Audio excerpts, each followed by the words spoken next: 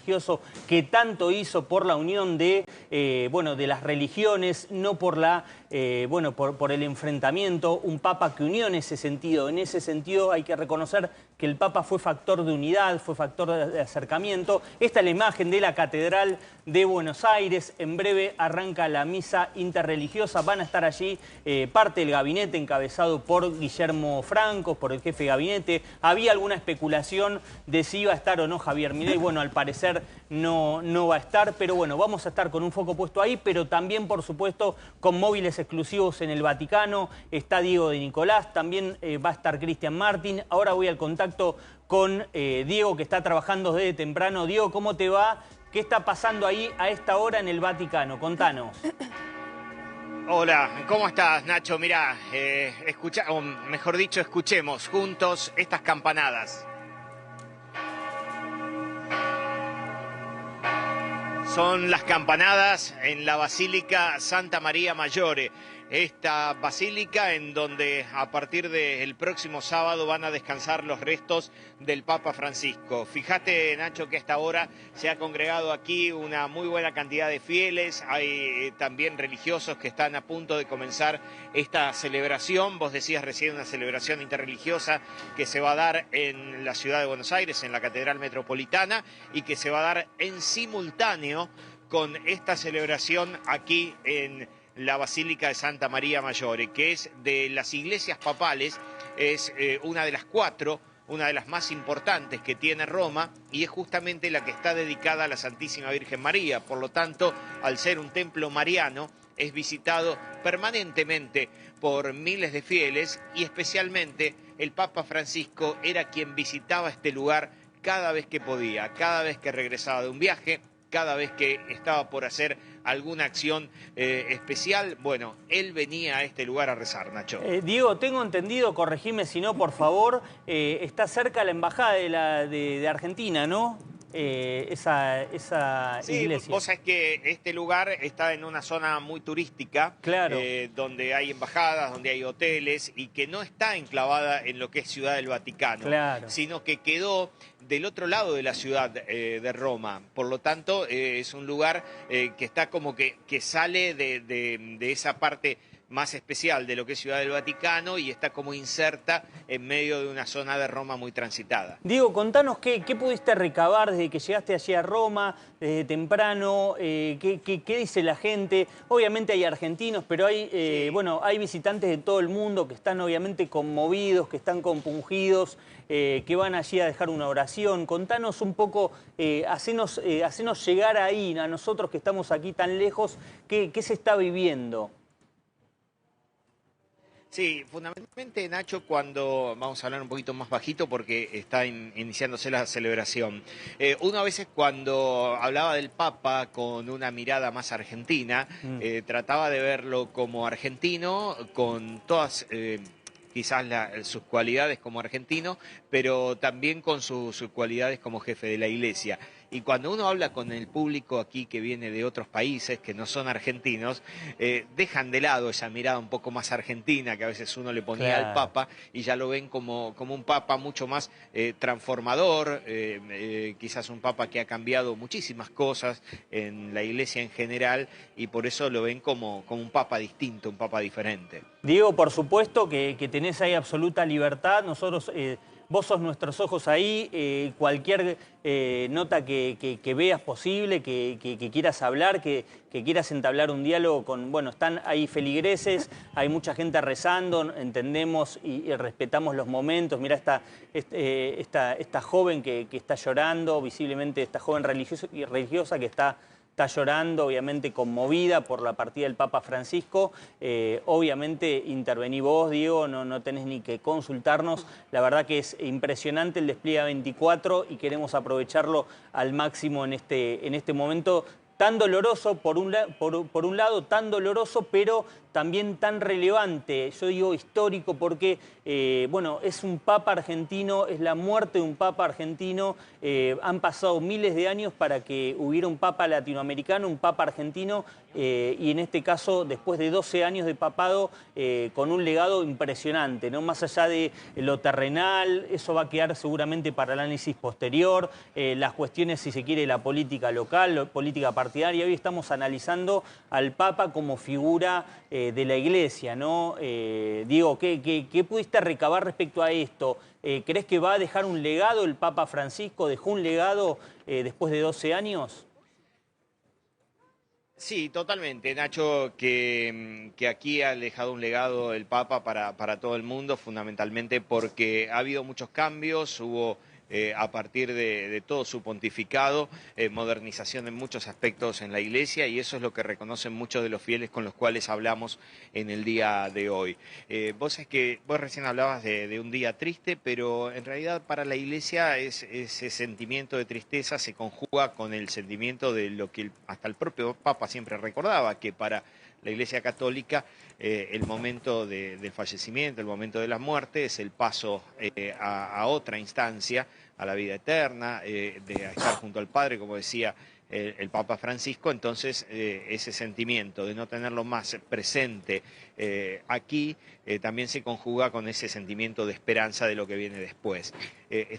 Nos encantaría, Nacho, poder hablar con algunas de las personas que están aquí. Por supuesto, Diego. Estamos justo en un momento de recogimiento y estoy tratando de alejarme un poquito del centro de la celebración, para ver con quién podemos dialogar. Y con muchísimo respeto, lógicamente, Diego. Bueno, vos sos una persona muy cuidadosa, con mucho tacto. Es comprensible también los momentos de cada uno, cada persona que llega hasta allí, a Santa María Mayor, para rezar, para dejar una ofrenda por Francisco, tiene momentos muy personales. Bueno, entiendo que son momentos de mucha reflexión, y obviamente manejalo vos, Diego, con tu criterio, por supuesto. No forcemos nada, por supuesto, pero si ves que se puede hablar con alguien, va a estar muy bien. Es un momento especial. Es un momento momento especial para hablar ahora. No creo que vamos a tener que esperar un ratito. Bueno, perfecto. Lo que sí te voy a contar, Nacho, contá. es que mañana será un día muy fuerte, muy especial, porque los restos del Papa Francisco van a ser trasladados desde la zona de Santa Marta, que es donde vivía el Papa y donde hoy fueron despedidos sus restos de manera privada, a la Basílica de San Pedro, ya sí ahí dentro del Vaticano, donde va a ser la despedida pública, donde la gente durante los próximos días van a poder ir a despedirlo, a darle el último adiós. Luego, el día sábado, que ya será a las 10 de la mañana, hora de Roma, el momento de la misa, de la celebración del funeral, luego, a partir de allí, comenzará el traslado de los restos del Papa desde allí, desde el Vaticano, hasta aquí, unas 35 cuadras aproximadamente, y sus restos serán dejados en un lugar muy austero, será junto a una de las naves laterales aquí de este lugar, donde el Papa pidió que se lo coloque en tierra. Allí, aquí descansan los restos de varios papas, pero él pidió, y solamente pidió que sea un cajón de madera, sin nada especial. Sin lujos. El interior será de zinc y solamente tendrá una frase, una palabra, que es su nombre papal, Franciscus. Nada más que eso. Francisco. Diego, aguardame un segundo, sé que vamos a tener pronto seguramente un contacto con alguien, un argentino que está ahí en Roma, que fue justamente a ver, bueno, a presenciar todo este momento. Vamos a tener una nota, me parece muy importante para escuchar y para aprender y para entender todos de qué va la fe. Pero mientras tanto me voy a la imagen a la derecha de ustedes, de los televidentes, porque hay movimientos en la Catedral de Buenos Aires. A ver, mostremos adentro, porque claro, empezaron a aparecer no solamente los curas, los rabinos, ya hay movimiento. Es una misa interreligiosa dispuesta y tal y como hubiera querido Francisco, ¿no? Un papa que hizo de del diálogo interreligioso, de abrir, de acercar a la iglesia, no de separar con otras religiones, sino de integrar. Recordemos que fue uno de los primeros, fue el primer papa en reunirse con representantes del Islam, un hecho por demás trascendente en su momento. Y me dicen que ya están los funcionarios del gabinete, está Guillermo Francos, está Gerardo Huerta en el canciller, está Nahuel Sotelo, el secretario de culto. Creo que Ezequiel Spillman tenía info de eso. Te doy la bienvenida. ¿Cómo estás? ¿Qué información tenés? Nacho. Bueno, en este momento el diálogo interreligioso fue algo que Francisco, ya cuando era Jorge Bergoglio, arzobispo de Buenos Aires, venía incentivando, que es básicamente que todas las religiones puedan entablar un marco de concordia, de diálogo, de actividades conjuntas. Por eso los vemos, fíjate, quien está justo atrás de la vela es Omar Abud, que es el representante de la comunidad islámica. También está el rabino Goldman, que es un rabino vinculado, por supuesto, a la heterodoxia. Por supuesto, Jorge García Cuerva, ahí está hablando. Rabino Goldman es quien tenemos en pantalla en este momento. Nacho, hay quien vemos atrás, nombraba recién, es Omar Abud. También está el imán Sheikh Salim Delgado, con la idea de, por supuesto, todos conmemorar, recordar al Papa Francisco. La institución del diálogo interreligioso es algo novedoso, es algo que Bergoglio venía planteando desde que es arzobispo y es algo que no se da en todos los países y por suerte sí se da en la Argentina con representantes de las 3 religiones monoteístas del mundo. Qué interesante, qué linda imagen esta, qué linda imagen, insisto, más allá de que sea en ocasión de un momento triste, la muerte de Francisco, el homenaje a Francisco, lo que decía Spillman, el legado de Francisco en Buenos Aires, verlo ahí. Por eso cuando yo veo algunos pronunciamientos, algunos insultos contra dirigentes en medio de todo este tema, la verdad, bajar un cambio. Si hay algo que Francisco quería era que no se dieran esas situaciones, ni para un lado ni para el otro. Así que más aprender de esta foto, de esta imagen, de esta puesta en escena que tiene mucho que ver de unidad y de unión, que de gritos, de separación, de señalamientos, ¿no? Me parece que encima la imagen, el cuadro ahí de Francisco como eje de unión, exactamente, como eje de unión, la verdad que me llena realmente de emoción. ¿Podemos volver con Diego? A ver si... Claro, bueno, porque estamos ante un testimonio muy interesante en los próximos minutos. Quédate ahí porque es alguien que conoció al Papa como pocos. Se empieza a hablar también, esto lo quería traer a la mesa. Sé que Lula Baldi estuvo viendo el tema de cerca, A24 hizo una nota muy interesante. Empiezan a aparecer testimonios cada vez más sonoros de los milagros del Papa Francisco a lo largo de 12 años de papado. Algunos dicen que hizo muchos milagros. Sí, son varios y de hecho está circulando mucho este rumor de la posible beatificación, ¿no? Que el Papa Francisco se transforme en santo producto de estos milagros, que lo hemos visto a lo largo de los 12 años de gestión del Papa Francisco, pero ahora empezamos a conocer un poco más las historias porque son las familias las que se animan a hablar sobre lo que aconteció durante justamente estos 12 años. Hay 2 casos que lo vamos a hablar en un rato, Nacho, de una familia estadounidense y de uno de sus hijos que se llamaba Eve, que padecía un problema cardíaco muy complejo y que hace unas horas comentaban que se había curado. Esto sucedió en el año 2014 y cuentan esta historia hace poco. Tenemos la imagen, por favor, son... Primero la nota que hizo A24, que la verdad un trabajo espectacular. La gente de la web de A24, cuando vos puedas, Saúl, la mostramos ahí abajo. Los milagros que habría realizado el pontífice, que conmovió al mundo, claro. Y hay distintos casos. Tenemos la foto de Eve, me dijiste. Sí, su hija Ave, sí. De Ave, perdón, Ave, mirá, esta imagen, mirá. Esto del año 2014, que claro, vos sabés que al Papa Francisco le decían mucho de no tener contacto con los fieles, de no tocarlos, de no besarlos, y él, justamente, ¿no? Muy en su línea rupturista y reformista, se acercaba siempre a los fieles. De hecho, cuando salió, le dieron el alta en el Hospital Gemelli, le dijeron, por favor, no tengas contacto con los fieles, no les des la mano, no les des un beso, porque está en un proceso, o estaba en su momento en un proceso de rehabilitación, producto justamente de su afección respiratoria. Y a él no le importaba esto. Sabía que el contacto con el pueblo pueblo y con los feligreses era clave, no solo para poder sentirse cerca de ellos, sino también para generar estos milagros. Esta imagen es de la nena que tiene síndrome de Down y que en ese momento tenía un problema en el corazón, y después de este beso la familia cuenta que llega a Estados Unidos y que habla justamente con los médicos, se somete a un estudio y que ese problema ya no existía. ¡Wow! O sea, fue un bebé con un problema, una afección cardíaca, Sí. Lo besó el Papa Francisco pese a la recomendación de que no tenía que acercarse, besar y demás,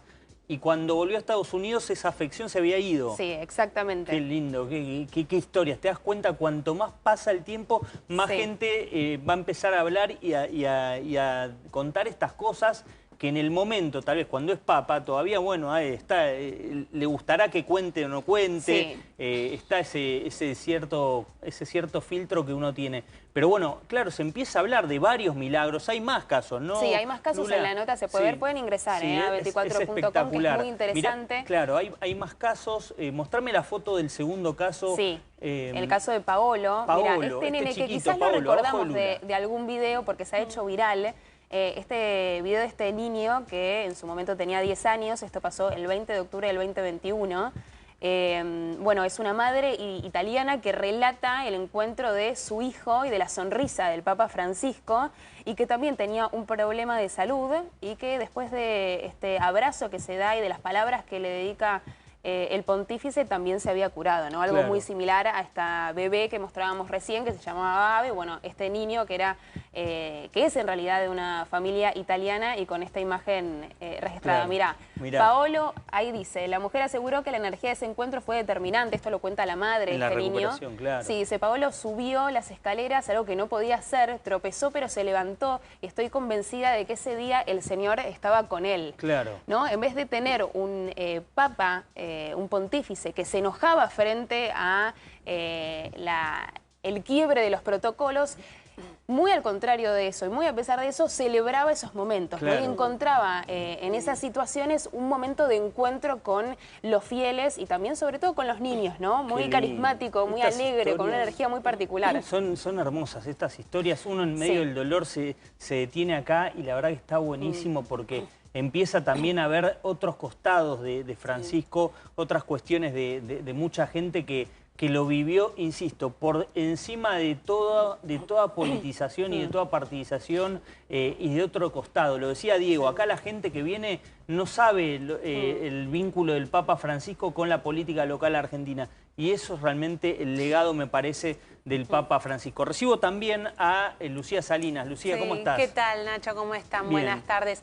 Ayer había una imagen del Papa Francisco con el papamóvil recorriendo. Se había acercado una niña y la custodia la había alejado, pero él en ese momento pide que se le acerquen para bendecirla, y va un poco en línea con esto que contaba Lu Baldi recién, esta ruptura de los protocolos para mostrar lo que finalmente muchos consideran que es su legado, una iglesia de cercanía, ¿no?